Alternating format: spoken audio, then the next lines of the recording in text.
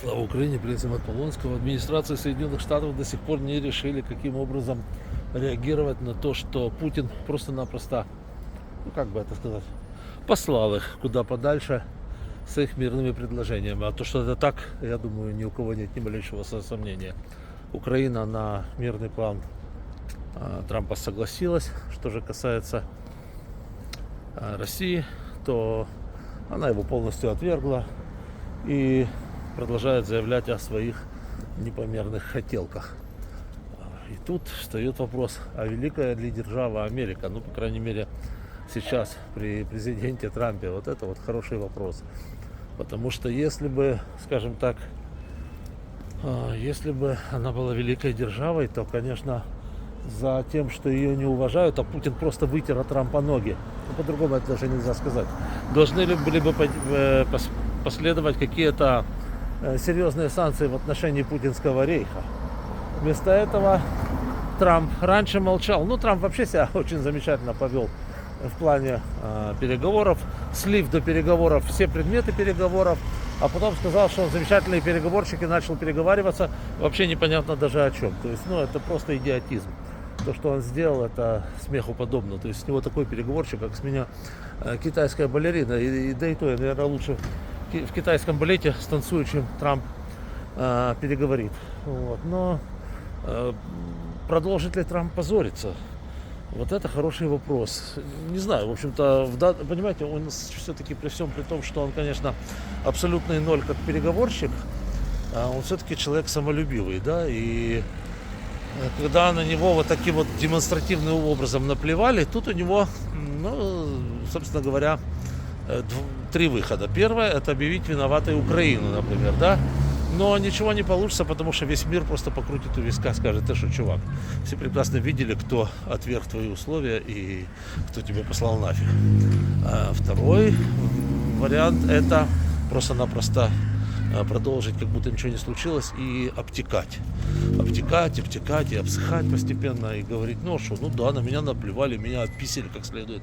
Ну и что, подумаешь, я обсохну и буду как новенький, вот Трамп такой буду красивенький. Ну, правда, вот да, с душком уже теперь буду.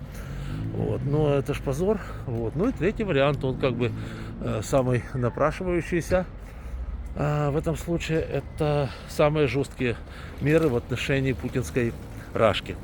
То есть самые жесткие санкции. Там вы же прекрасно понимаете, что беспредельно можно санкции увеличивать и оставить Путина без копейки. Вот этого он боится больше всего. Пойдет ли на такое Трамп? Как вам сказать? Трудно сказать. Дело в том, что такие санкции действительно они сбили бы Путина очень быстро. С Путина сбили бы спеси, и Путин пошел бы на попятную. Но это в том случае, если в игру не вступает агент Краснов.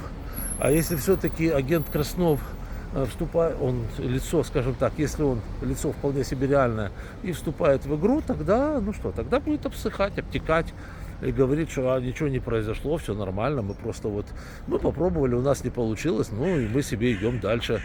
Ну вот и все. Ну, при этом пускай не забудут добавить «Слава России», «Служу Отечеству», да.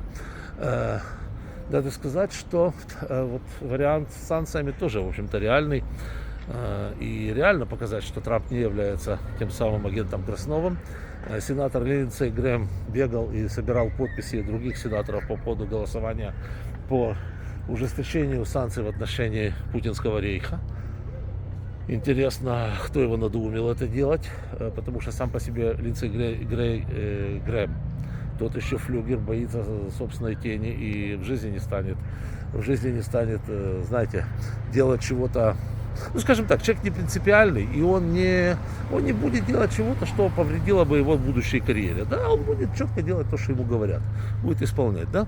Вот, соответственно, ну что, будем надеяться на то, что ему с Белого дома это все-таки приказали, и он собрал эти голоса сенаторов, что это не была игра на публику, игра на Россию, что, мол, вот если вы, тогда мы вас. Посмотрим. В любом случае, как говорится, мне хотелось бы верить, что агента Краснова не существует, что все это враг, и что все это полная ерунда. Но Бог его знает. Видите, как все происходит пока что.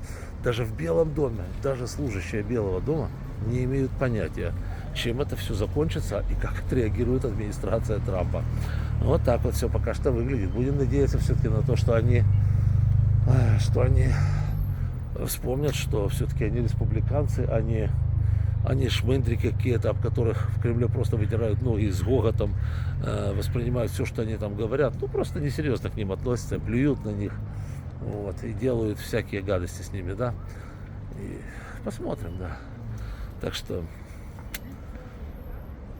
жизнь уже столько раз нас, знаете, обманывала, что хотелось бы верить, что хотя бы одни наши союзники, если их можно до сих пор называть союзниками, имеют в штанах какие-то там, да, яйца, а то вот это у них цены выросли, видите, цены это самое упали на яйца, говорят, а яиц-то все равно нету.